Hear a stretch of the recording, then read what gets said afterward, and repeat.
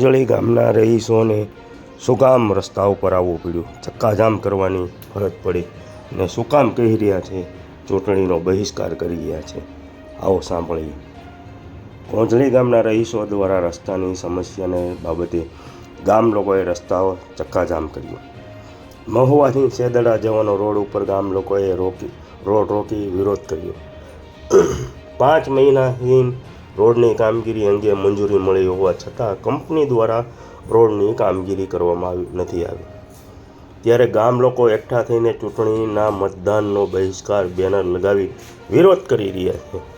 ગામ લોકોના માનવા પ્રમાણે જ્યાં સુધી મહુવાથી કોંજળી આવવા માટેનો રસ્તો નહીં બને ત્યાં સુધી કોઈ પણ રાજકીય પક્ષના આગેવાનોએ મતદાન માટે કોઈ કહેવા આવવું નહીં, તેમ મતદાનનો બહિષ્કાર કરવાનો ગામ લોકોએ નિર્ણય કરી લીધો છે. મારું નામ જીતેન્દ્રભાઈ ઝીણાભાઈ છે. મારું ગામ કોંજળી છે. અમે છેલ્લા 5 વર્ષથી આ રોડ માટે હેરાન થઈએ છીએ. અમે ઘણી ધારાસભ્યોને, તાલુકા પંચાયતના સદસ્યને, જિલ્લા પંચાયતના સદસ્યને ઘણી રજૂઆત કરી, પણ આ 5 વર્ષથી અમે એટલા બધા રોડથી હેરાન થઈ ગયા છીએ કે કોઈને ડિલિવરી માટે મહુવા જવાનું હોય તો તે 108ને રસ્તામાં એને ડિલિવરી થઈ જાય, અને કોઈ ટેમ્પામાં કે રિક્ષામાં વાહનવાળાને અતિશય મુશ્કેલી પડે, 2 વ્હીલવાળાને અતિશય મુશ્કેલી પડે, તો અમારા રોડનું કોઈ તંત્ર ધ્યાન દેતું નથી.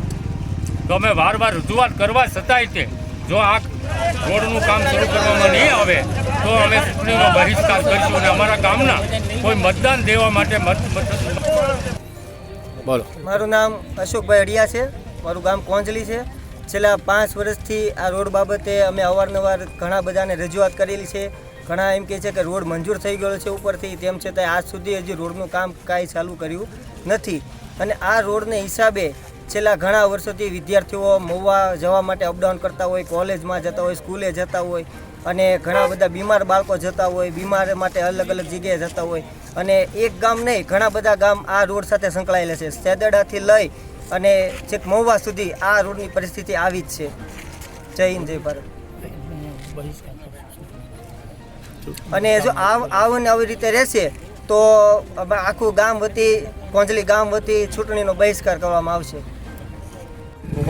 મારું નામ જીતુભાઈ નાતાભાઈ નકુ, ગામ કોંજળી. અમારે વારંવાર રોડની રજૂઆત કરવા છતાં 5 વર્ષથી અમારા ગામનો રોડ બન્યો નથી. એટલે આ ચૂંટણીમાં અમે મતદાનનું બહિષ્કાર કરશું જ્યાં સુધી અમારો રોડ નહીં થાય ને ત્યાં સુધી.